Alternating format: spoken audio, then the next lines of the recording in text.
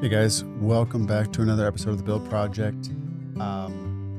This is hopefully something that we're going to try to make a little more regular. Actually, the first guest on the podcast was Adam Wagoner of High Low Buffalo. He has his own podcast, Architecting, as well. Make sure you check that out. Also focused here in the Front Range of Colorado. But Adam's a friend. I really enjoy talking to him, and I know that both of us have, I wouldn't say a lot of opinions, but are definitely aware of trends in the industry, things like that, and thoughts that we're always discussing, whether via text messages or maybe just like casually when we catch up at different events. And so I've been discussing with Adam the idea of having him be kind of a regular guest, just making this a thing where we're keeping certain topics ongoing over a period of time and things. So if you guys like it, give us some feedback, let us know, and we'll keep doing it. Otherwise, here's a conversation again with Adam Wagoner.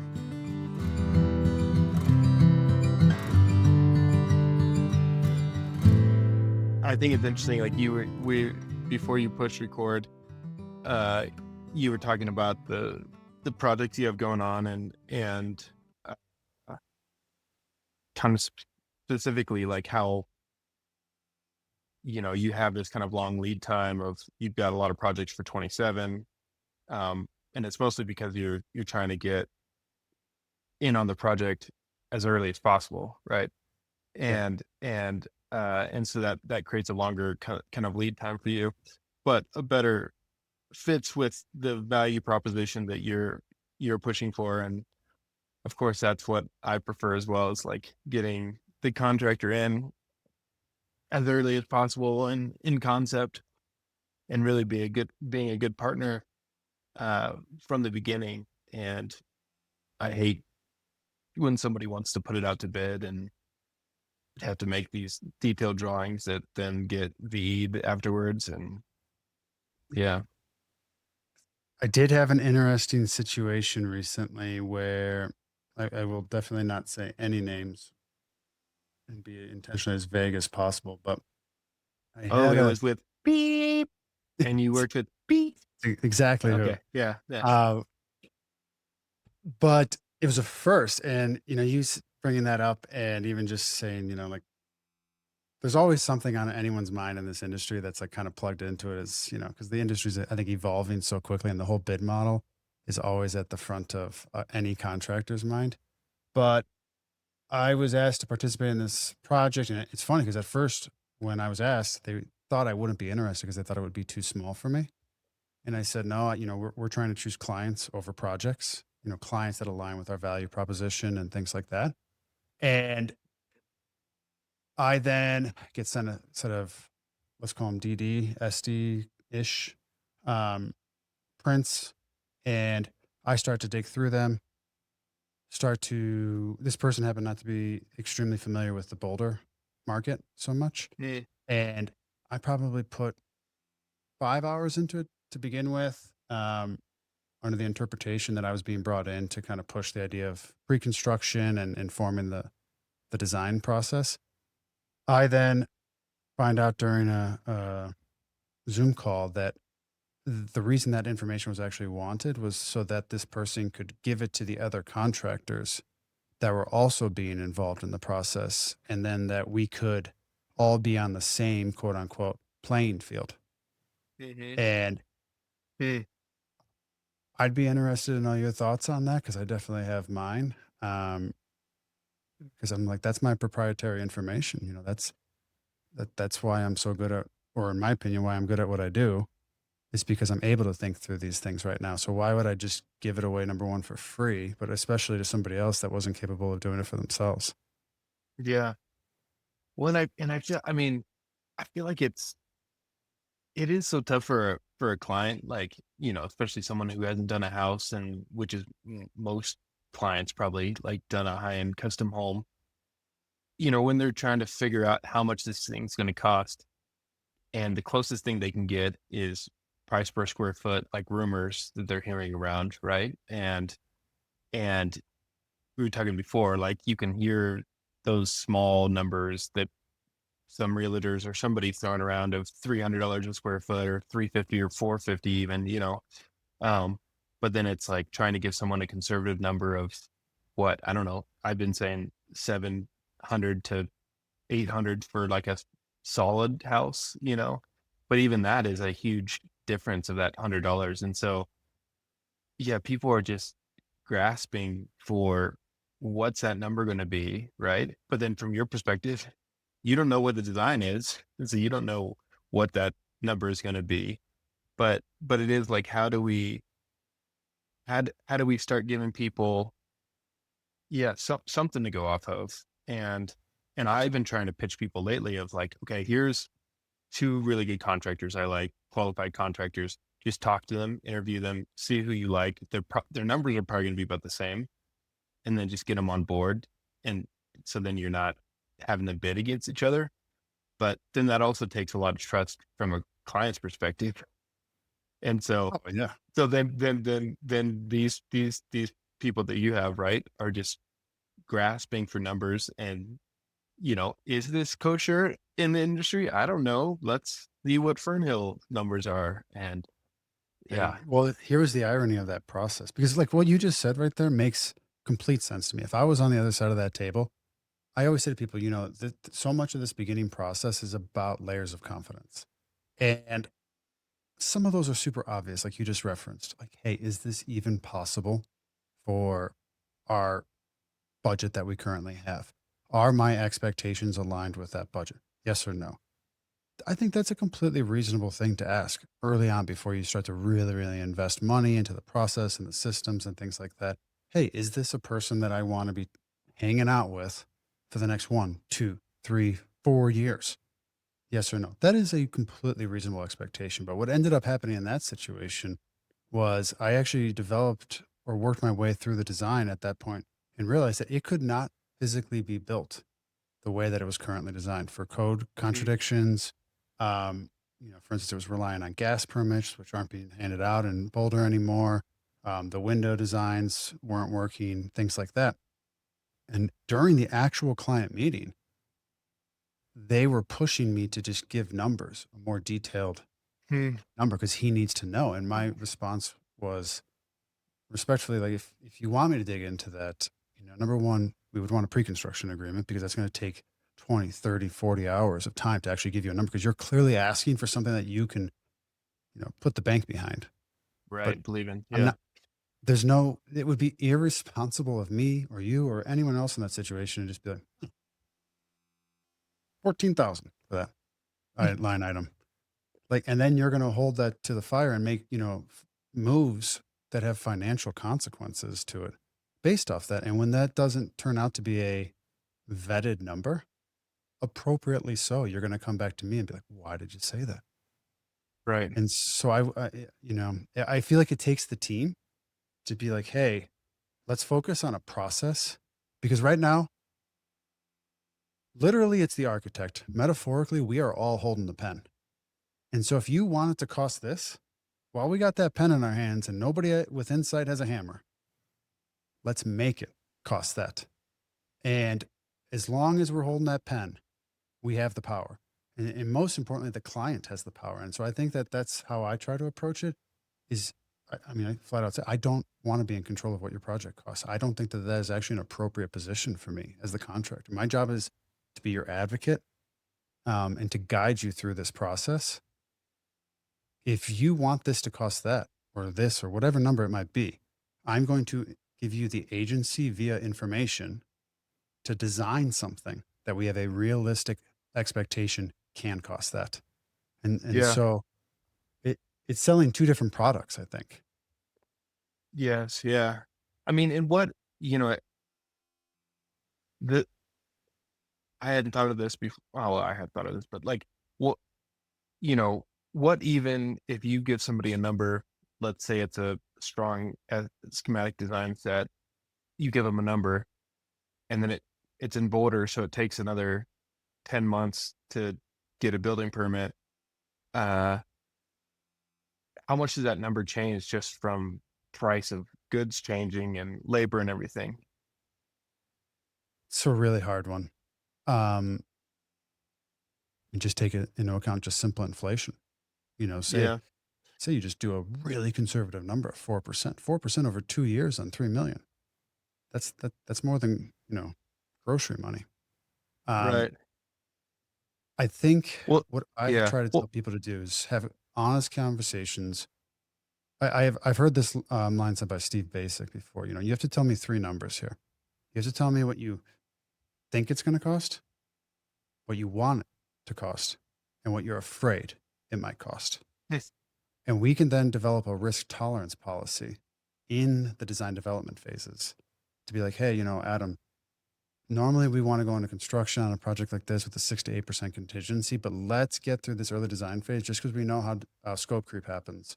Let's start at 15%. So if everyone's comfortable with that, if there's a design decision when somebody feels like they're missing out on, make sure we bring it to the table. But let's design at 15% because the odds are between permit set, CD drawing, all the fancy, Gaggenau appliances and all that stuff, we're going to be right at that 6 to 8% by the time we actually go into construction. That's just But experience, though. That's a yeah. guess. Well, I guess that's where I was getting to, where, none of us like those contractors who come in with a low number, get the project, and then, oops, okay, actually it's higher. But there's just a thought that came to me when you were saying that, was like, there's a little bit of just like, hey, numbers will change, and they can change. And so, like, yeah, I can throw you a number with the caveat that it will probably change as the design change. But I guess that's really where the um edit out this long pause where I forgot the word, where the what were you saying? The 8% to 15%. What's the Contingency. contingency? So edit all that out. So that's where the contingency comes in, right? That kind of Mm. buffers for that, Yeah, yeah. so you're not just throwing darts, but um, yeah, because it's interesting. And, yeah, from my point of view and from the client's point of view, it's like, just just give me that price per square foot. What is it? It's 750 or 800. And it's like, Yeah. without you doing the 40-30 hours of work. But Well, then this is the other it challenge is of it, just too. darts. I've had potential clients walk a job site, and I go, for this standard, I can tell you, like, Mhm. pretty consistently, we're going to be in this range. But as I want to be the case, I'm also asked to do very, very unique things. Prototypes is probably the most accurate way of describing it. Mhm. And if it's a prototype like that, the assumption is that there is no like reference data to go off of. Nobody's done it exactly like this. And that's just the world of architecturally driven residential construction. And so I've asked people, when they drive their car, do you let it go to E, let the light stay on, and then keep driving, and then go fill it up tomorrow? Or are you the type of person that you get down to a half a tank, you see a gas station, you just fill up? Because that's how you have to look at this process right now. How close to your metaphorical E warning light on, aka budgets, do you want to go? Because the thing is that you might be in uncharted territory where you can't choose whether or not you can get off this path. And if you're already riding that E line, you bear that risk. I can't control that. You can't control that as their architect. That is their decision. That's the beauty of it, actually. But if they say, oh, I don't want to do that, well, okay, then let's just fill up at a quarter tank and everyone's happy. You're still going to get an amazing thing here.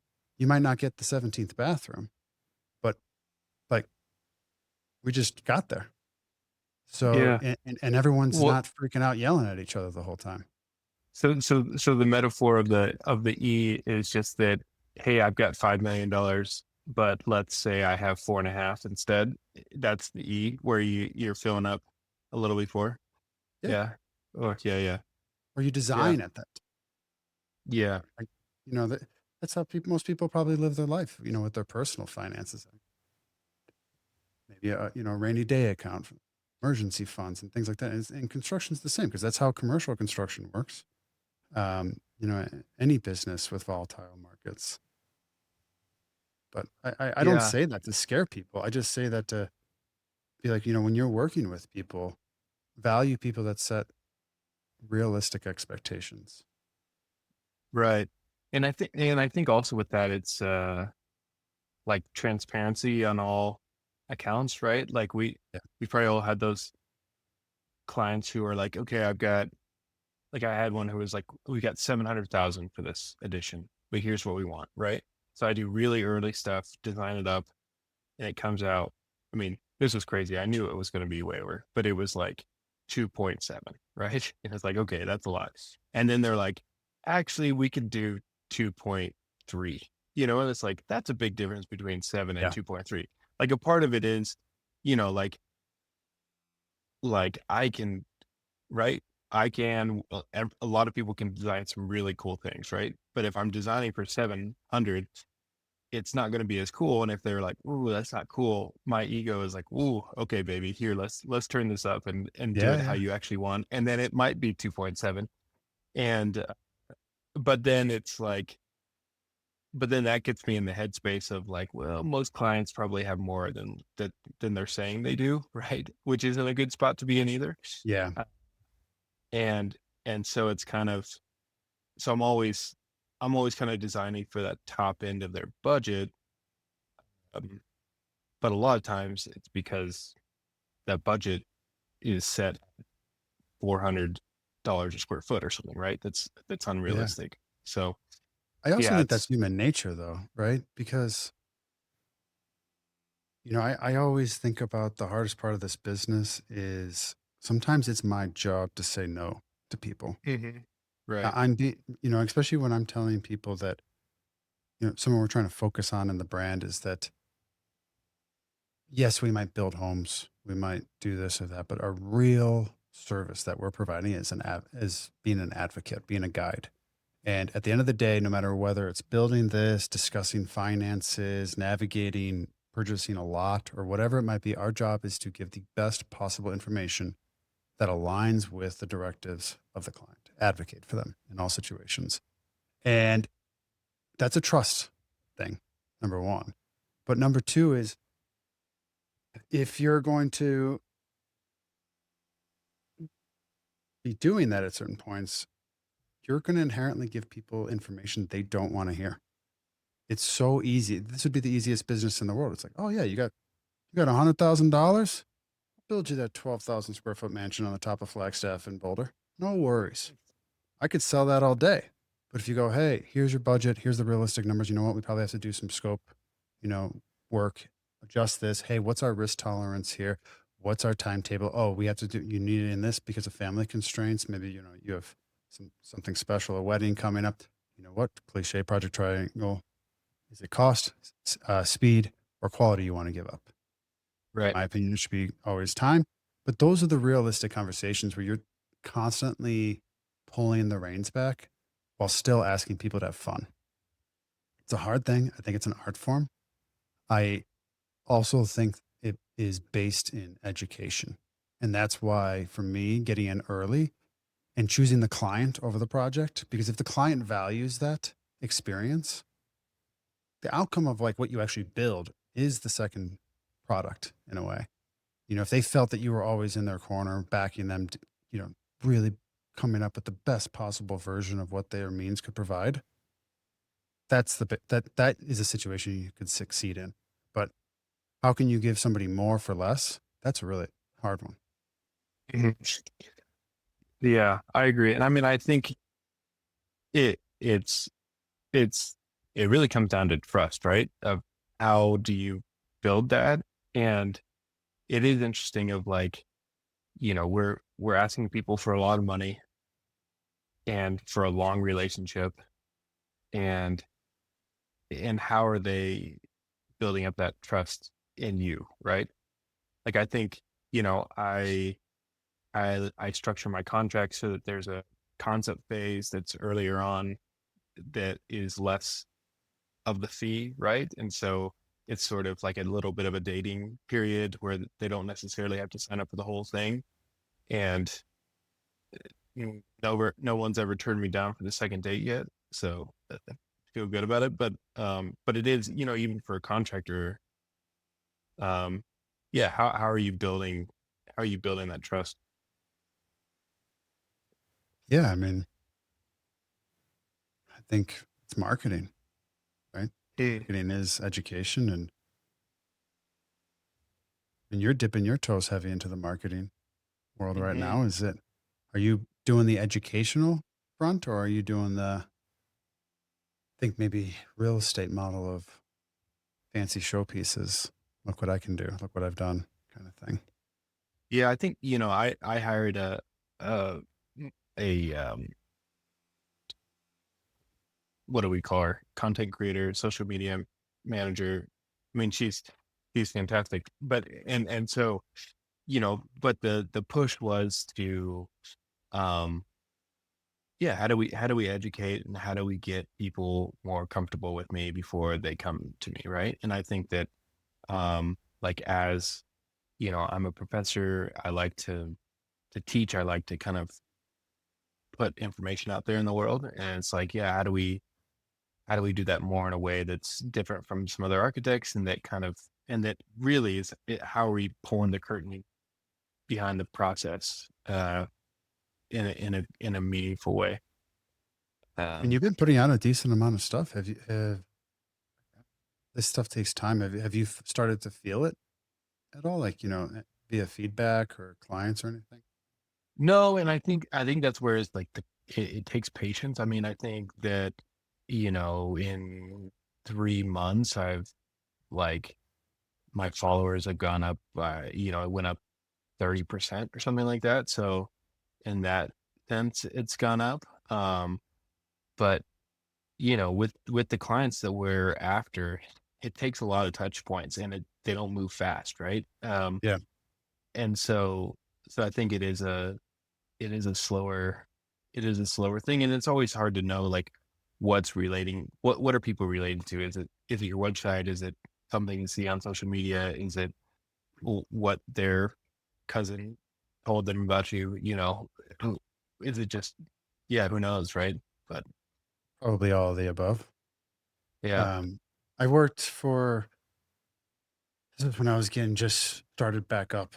Um, Guy who he worked for one of the big marketing firms in Manhattan, and he was kind enough after the project to kind of help me with some consulting stuff. And he actually had a friend who was a brand scientist and helped me develop the whole Fernhill model. And it was really interesting because I think his training was to find data sets to reference to. And I remember specifically having a beer with him and him just saying, it's tough because there's no cohesive like marketing center for the residential construction space. It's I too see. many, too diversified and, small Right. businesses and stuff like that. But in his mind, the closest thing was buying a luxury car.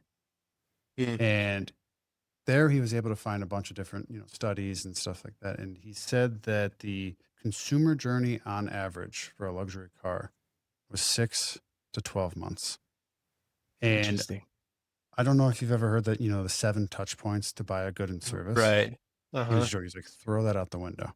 He's like, you might as well think it's 100. And I was like, oh, wow. Okay. So what do I do based off that? And he goes, simple, trust brand. Mm, You just need to constantly be pushing people through a funnel and look at each stage of that funnel as being they trust you a little more, they trust you a little more, they trust you a little more until the mhm, point that they're like, we already know. I think it's something like 75% of people already have made their purchase decision before ever opening the web page or, making a phone call now. And I think it's not far off that in the building industry, um, yeah. or at least it's going towards that more and more. Whether it's via what they heard from a referral and or if it's, they became aware of you, maybe saw your sign and now they've been watching you on YouTube, Instagram, and they go, hey, that Adam guy, I can tell he's going to take really, really good care of us. I know that, I might not get this, I might get that, but that's him doing his job. I understand why it's going to be that. Like, that's the next phase of it all. And I look at that as being like, okay, man, you got to like pull somebody in for a year before they might call. Right. Right. Yeah. Or they just think, man, this guy spends way too much time on videos. He probably doesn't actually design much. But no, but I was going to say that Yeah. with, I mean, it is crazy with, if cars take that long to purchase, you're not even designing the car, right? They're like you're No. design, we're designing this car from scratch. And so Yeah. it's so much longer.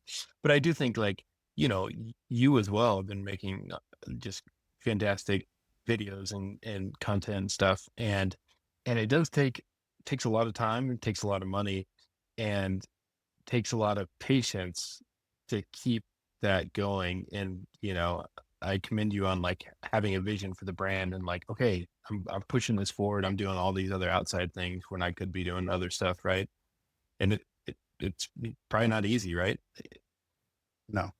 No. That's why I got a backlog of, I don't even know how many hours of footage and podcasts and all that stuff. So, um, But you got a lot of stuff checked off behind you on the board, so that's good. yeah, yeah. Well, It's yeah.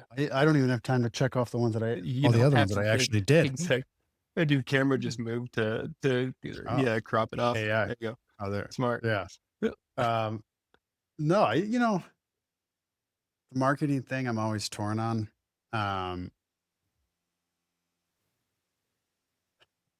I have my own ambitions for it, I think, that are a little bit more diversified than maybe just being the builder, which I'm sure there's other people that have opinions on that, which whatever. Um, but I was actually talking to Michael who works for me. And Michael's, the older generation. He's old school. And to him, this marketing thing is just, what do you mean? You They found you where? Like, what do you like? How is that even possible? And I said, if you believe in something that you have a good product,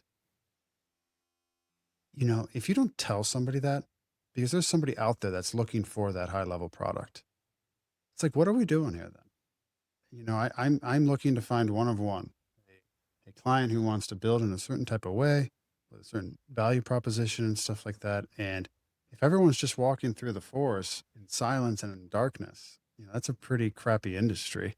And so at the very least, if I'm going to do this, I'm going to put myself out there so people can make their own decisions about whether or not they want to work with me. And if they don't, I respect it and I appreciate like going through that process with people because it should be a two-way street. It has to be. But if people are misinterpreting what we do and potentially more importantly, what we don't do, I feel like I have a responsibility in the modern age to at least put content out there that clarifies. Uh, right. Well, and at least, I mean, it is interesting of this sort of old school approach of do good work, you get you get return customers, you get referrals, you get word of mouth, and you get more projects, right? And like, Yeah. especially talking to someone older who's been doing it for a while, it's like that works, right?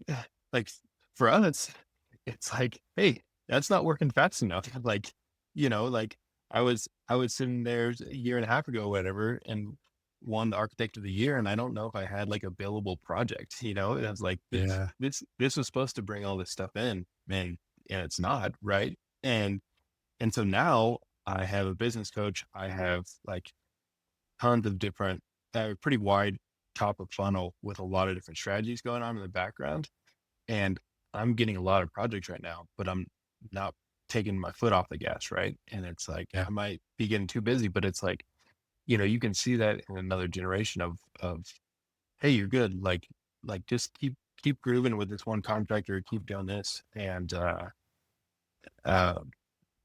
and I think that'll work, right? Like if we kept grinding, like that would work. But to really be able to position yourself for the exact clients and exact projects that you want, yeah, seems like this is the way. I think it's like hearing you describe that, it's brand equity you're in search of. You want it to be that people are aware of what you do, who you are, what your product and service is. And I think that there's a steep curve to the amount of effort that goes into, asserting yourself into the market. Nowadays, it's not like the old days where, nobody has a foothold on the market or Nobody has like, it's not the Wild West anymore. Um, there's companies that have been established here for 30, 40 years, 20 years maybe. And in order to, you're not just going to leapfrog that and get a hold of the marketplace to be able to do what you might be best at if you don't provide that value proposition in a way that people can actually make a consumer decision.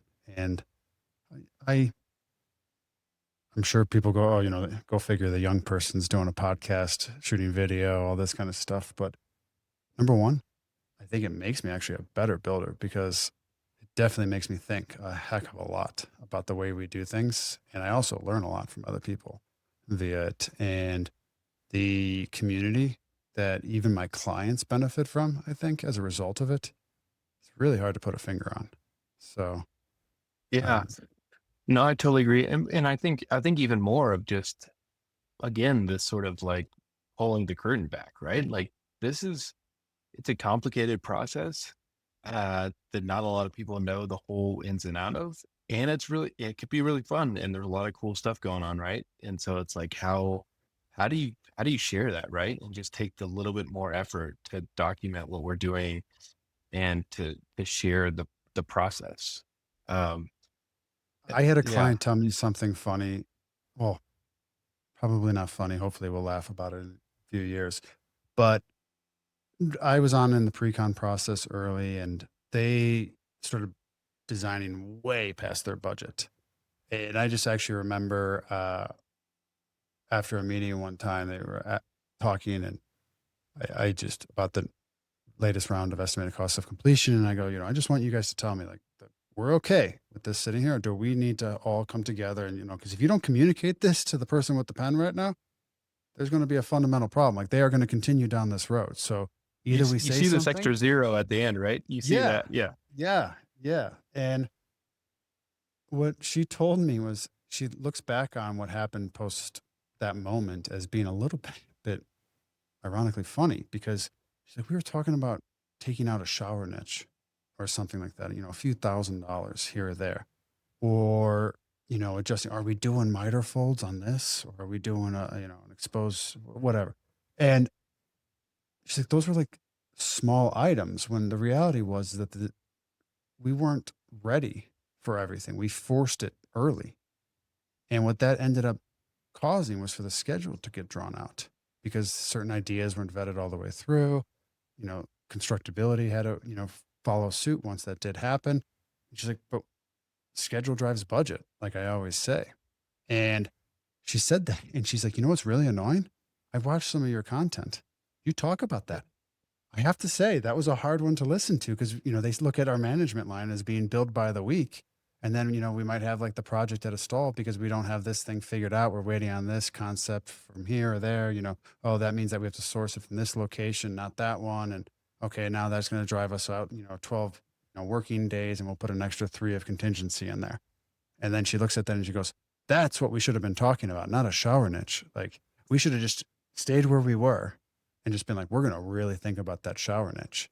And to hear her say that, but then also recognize that it was something you were trying, through marketing, trying to talk about, it kind of made me hope that if, say, that same client in a different world where that we hadn't worked together before was to come to me, but see that content, that maybe they would be more willing to bring the team together and be like, hey, I understand now. This is how we have to go. And so there is a part of it that I think, if done correctly, benefits everyone involved. Yep.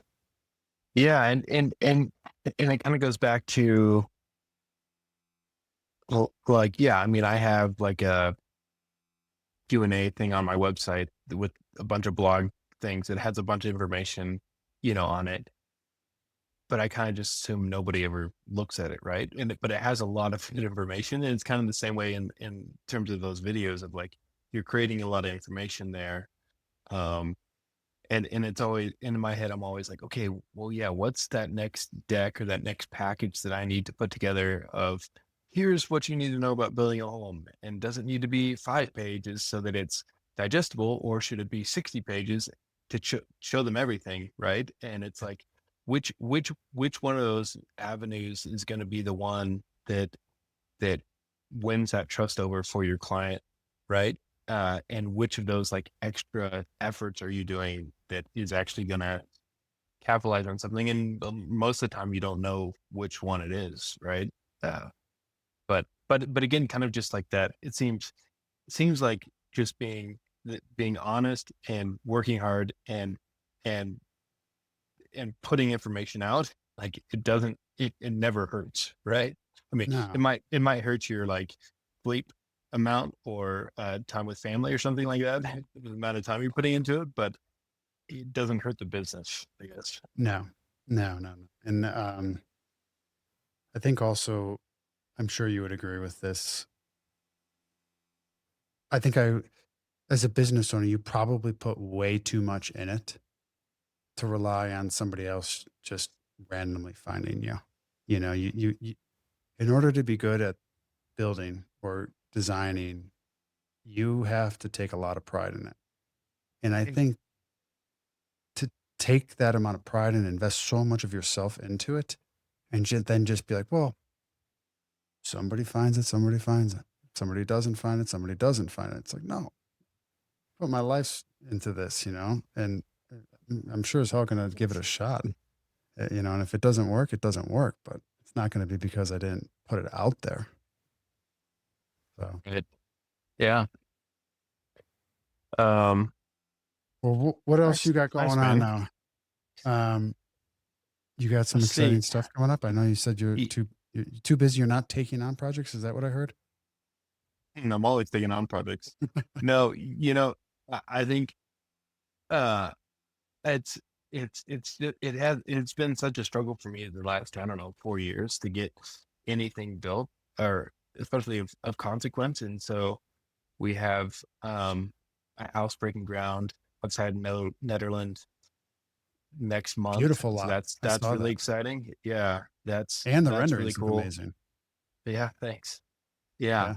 that's when you can't get stuff built, you learn how to make really good renderings. So it tricks Okay. people into thinking you have stuff Yeah. built.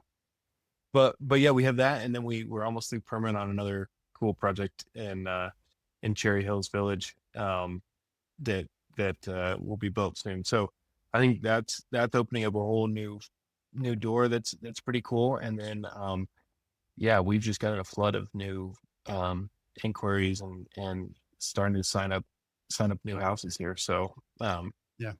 it's an exciting time. Just kind of hold on and see what happens and see who we need to hire and how we hire and grow the team. So yeah, Proper businessman. getting there. I thought you were an You know, academic. I'm I'm academically a businessman. I'm theoretically a businessman. Yeah, right. You know, I think Yeah. yeah, I um no, I'm this is kind of my phase where I'm buckling down and trying to get stuff built and Yeah. uh, uh trying to see stuff go through and buckle down. Um, yeah, so it's been fun. I Nice. think, yeah, I think especially 25, kind of the middle of 25 was pretty slow in terms of new builds and new inquiries coming, but then it's really taken off since then.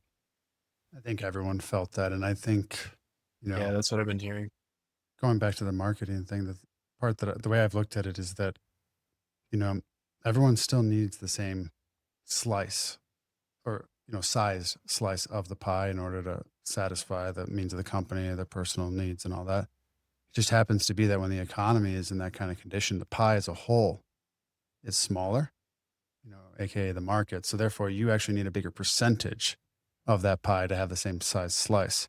And it makes it interesting how people then I think choose to interact, within the industry, number one.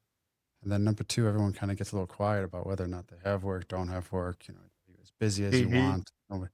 And I don't think I could ever be as busy as I want, but everyone feels that.